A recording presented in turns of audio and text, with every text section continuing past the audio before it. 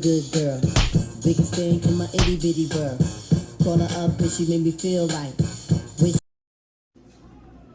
special girl, real good girl. Biggest thing in my itty bitty world. Call her up and she made me feel like Mr. Bliss can never take flight. Sitting back with the Hello guys, and welcome to Brunching with the Sisters. Today my guest is my sister-in-law, Tamika. Hello everyone, happy Sunday. Happy Sunday, guys. And again, we want to welcome Tamika to episode number 10 of Brunching with the Sisters. So this week, guys, I do have a pet peeve of the week in a movie, but I'm not going to do a pet peeve of the week in a movie because I just want to touch base on what's going on today in our world, in our culture. The student and that teacher that were fighting, big deal. So many people had so many different things to say, and I just feel like, I'm not a teacher. I can't say what I would have done, but what I can say is that I am human. And these kids, they just taking it too far. And a lot of people have their comments. I'm not knocking your comment or opinion where they like the teacher should have did this, the teacher should have did that, or what you would have done. How do you really know unless you're in that situation? From what I could see, because I watched it more than one time, the student shouldn't have been behind the teacher's desk demanding that she give her phone. I don't care if she did give the other students their phones back. You go to your mom or you go to the principal. You have a responsibility too, not just the teacher. You're a teenager. You know better. You're not a baby. You weren't born yesterday. So one, she had no business behind that teacher's desk. Two, it sounded like the teacher was losing her voice. So she actually sounded kind of sick and she dealing with y'all. And the girl steady coming towards her and she's saying move, move, move until she swings and the teacher lost it. I'm not even mad at you for losing it because at the end of the day, again, you're human. I can't say what I would have done. I would hope that I wouldn't lose it like that, but I can't even sit here and guarantee y'all that I won't. Because you swing at me, it's a reflex. Can't even help it. What you got to say about that, sis? I would have did the same thing. A little bit quicker though, but I would have did the same thing. I'm trying to tell you because at the end of the day, they do say once you're in their class, you're their children. And if you're a really good teacher and you take your job to heart, those are your babies. I look at everybody's babies as mine, like my nieces, my nephews, my friends' kids. So if you do that, I'm going to treat you like I would treat my kid, And then it was something else that the little girl said or did. I can't really remember, but I just want to give my point of view on that situation. And please, please, please drop your comments below because I do want to hear more comments and opinions on that. Again, I'm not saying that the teacher was right. All I'm saying is I do understand. And I did hear somebody say that, well, the teacher should have just gave her phone back. But even that, it's like we just giving in to the kids now. We just letting them do what they want to do to say she should have walked out, she should have did. Where's her authority then? So they might as well just not have any authority. The kids know that they're going to get their way, so we just going to give them their way. No, it doesn't work like that. And I'm going to tell you what's going to happen. My sister keeps saying it. All y'all that got something to say about these teachers, y'all kids going to end up having to be homeschooled. Not because of COVID, but because these teachers are starting to walk out. Teachers, bus drivers, they starting to walk out. Y'all doing too much. Y'all not, and I know they say it starts at home. Sometimes it do, and then sometimes that kid is just out of control showing their ass. You know what I'm saying? But for the most part, get your kids and just, put yourself in that teacher's shoes. That's all I'm saying. Because they deal with a lot. Like that lady said, she's been teaching for 22 years. It's never happened to her before. But every day is different. Every struggle is different. I say this all the time. You never know what a person is going through. That little girl was just she was out of control and she was wrong. You had no business in that teacher's personal space. It should have been handled differently, but I feel like it should have been handled differently on both ends. That little girl, I'm saying little, but teenager, you're almost a young adult. You knew better. You have a responsibility too. You have parents at home, so tell your mother, tell the principal, and that's how you get your phone back. You don't go up to the teacher threatening her to give you your phone back. You damn sure don't swing on her. It's unacceptable. That's my take on that. My other thing is these kids downtown cutting up. Did you see those videos? Y'all done took the CTA bus? Y'all done took the bus. Come on now. Snatching people out their car. Come on. Did you see any of those videos? I've seen quite a few. Me too. And you can't help but watch them. I'm like, I'm jumping. And I can only imagine if I'm downtown keeping it in the car and somebody on my hood, crack the windshield, dragging me out the car. I can't. I'm going to need y'all to get y'all kids again. And if I see one of my friends' kids, whomever, I'm snatching your ass up in that car on site. That's what they say, on site. I better not catch y'all out there. I better not catch one of mine out there. That's all I'm saying. People, please get your kids, and then y'all wonder why we so quick to be like, oh, they don't come to our neighborhood. They don't set up these stores. And that's why. That's why. I hate to point the finger, but that is why. Stop. And if you're doing something to prove a point, I mean, what happened to back in the day when they used to get together and organize things? You know what I'm saying? Talk about it. Y'all have, I keep saying this all the time, these young people, you have so much to your advantage now. You have the internet, you have the smartphones, you have the laptop. You can go anywhere and use a computer. Organization, get it done, do it the right way. We had too many people that died for us, that fought for us, so that we wouldn't have to resort to this type of stuff. Just please, once again, stop. Stop. Did you have a take on that? My take is you need to know where your children are. At all times. Your teenagers, young children, all of you, adult children too. You need to know where they are when they go out, because you never know what they're doing, and they're putting their lives in danger, as well as someone else. Yep. All right, guys. For breakfast, we had mini breakfast tacos, some potatoes, and of course our mimosas. Camera girl, can you pass me? Thank you. Let's get that little plate flank. My strawberry fell in, y'all, but it's still good. Delicious. Thank you. All right, so y'all, let's get down to it. All right, so y'all know I have to introduce everyone as I bring them onto my podcast. So again, Tamika is my sister in love. Regardless of what happens, and she knows what I mean when I say that, she will always be my sister.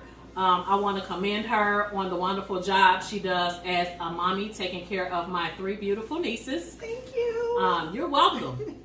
And girl, and I know that is not an easy job, but I just want to let you know you're doing a phenomenal job, and I'm glad my nieces have a loving, nurturing, God-fearing mom. It speaks volumes, of course. Yeah. So my first question to you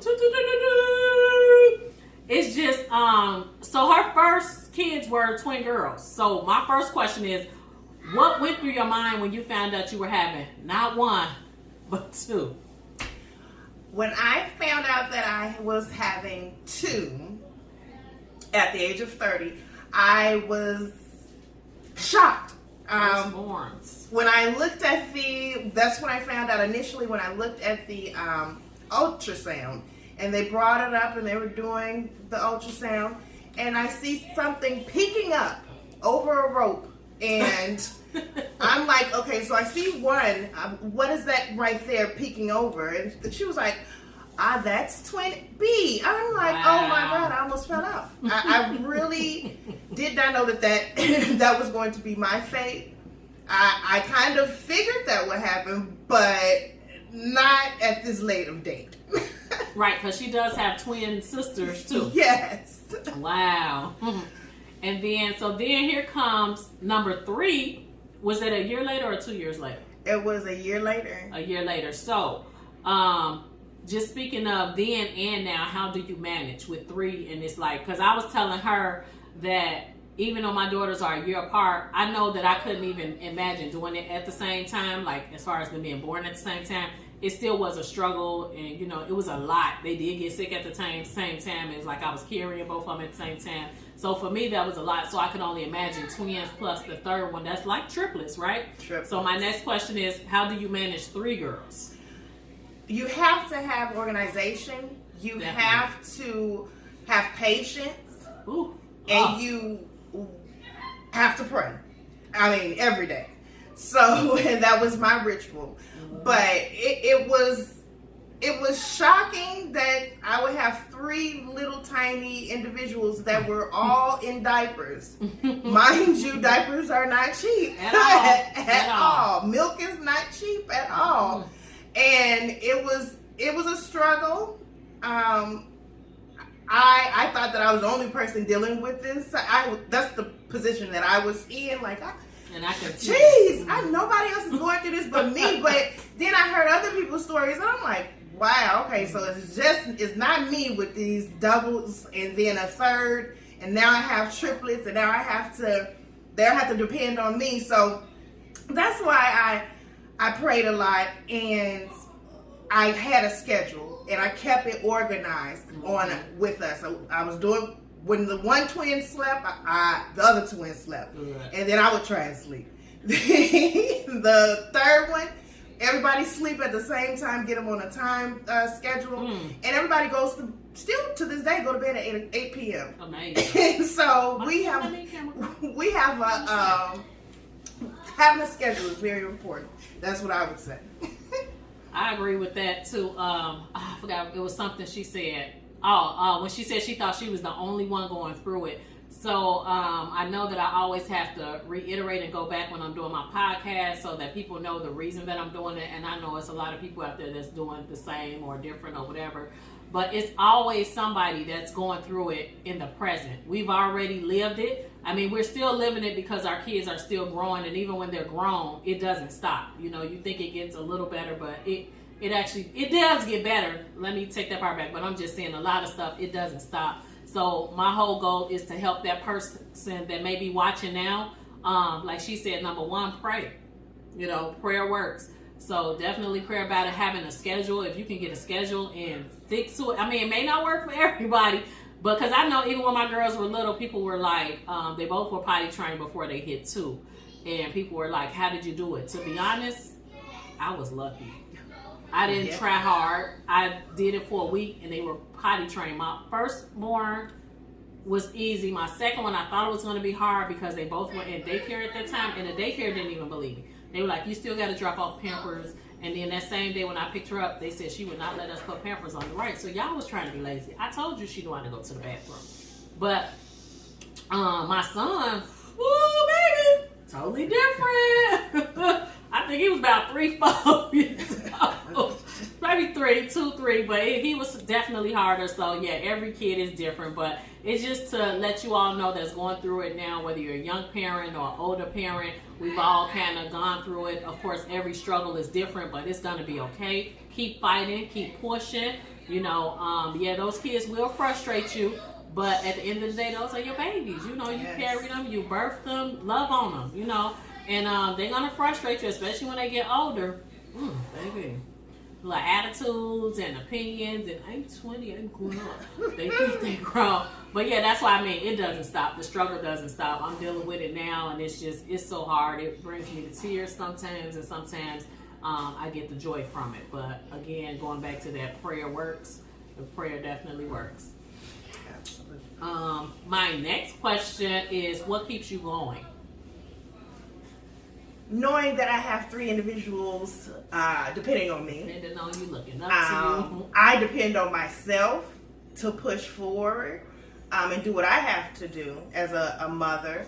I try and have my mommy time or me time to do what I need to do for me and my mental.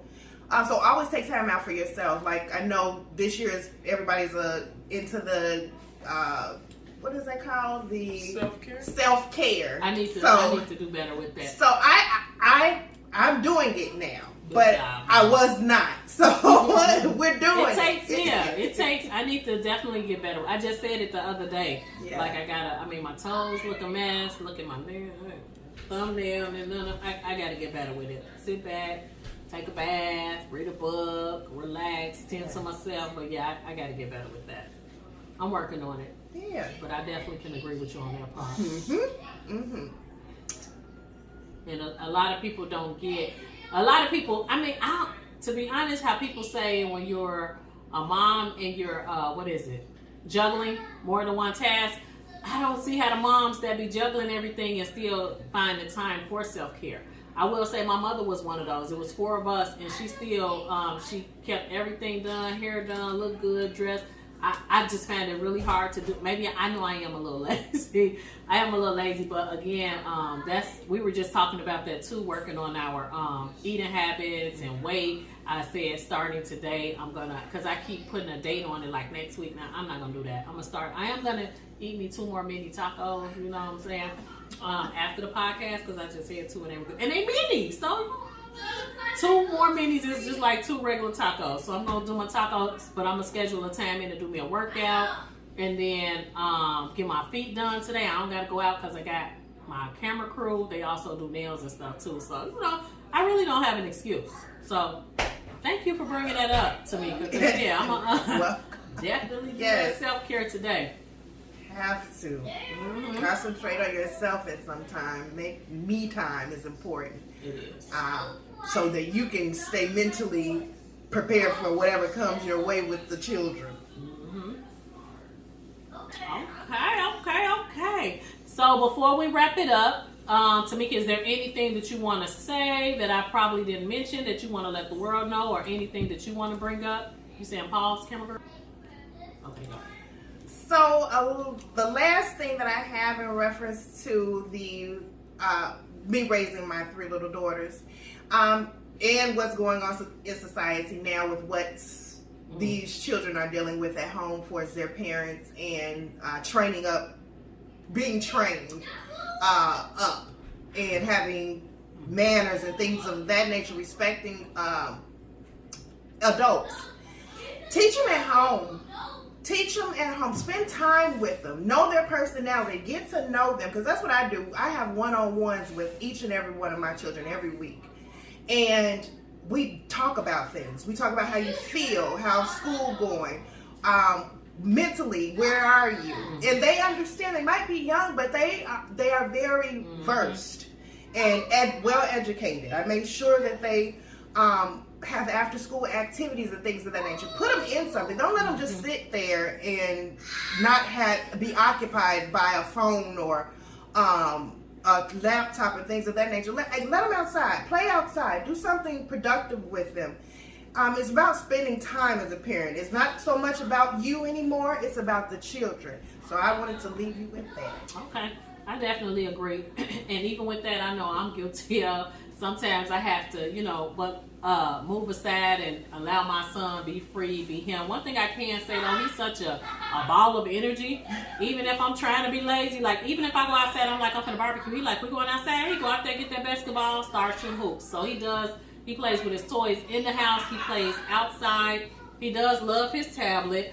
But again, that's something I got to get better at is removing, because a lot of times I use it to my advantage. If I want to chill, leave him alone, let him have his tablet. Right. Leave him alone, but for the most part, but yeah. So even with that, any suggestions, I do want to get him into like Little League, baseball, football, basketball, whatever they have going on. So anything that you all suggest in the south suburbs, please drop them comments, let me know, because I do want to get my little boy into something else. But he has a great team around him as well. He has his big sisters, his big brothers, his dad.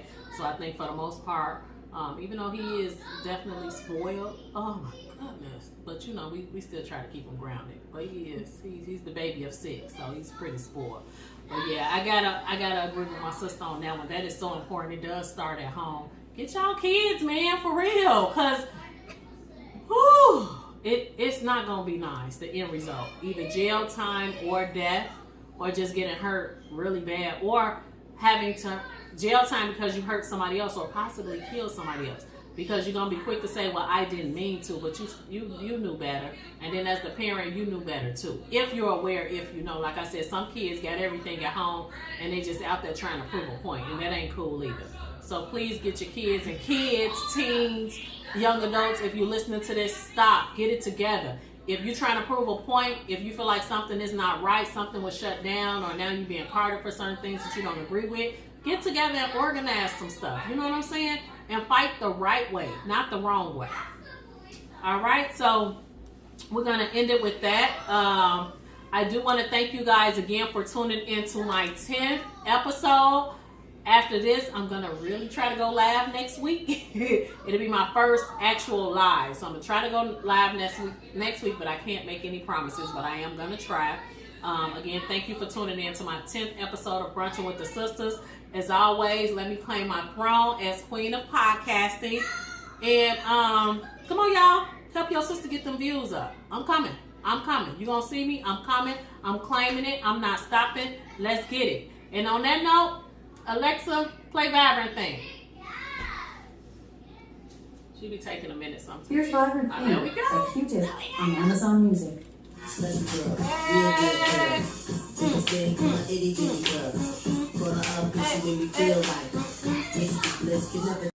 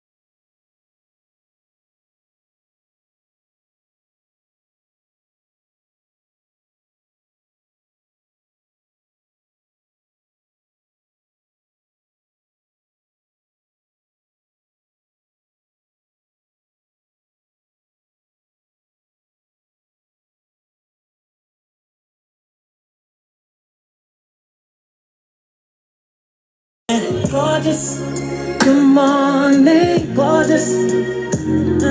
All the times that I hated myself, all the times that I wanted to be so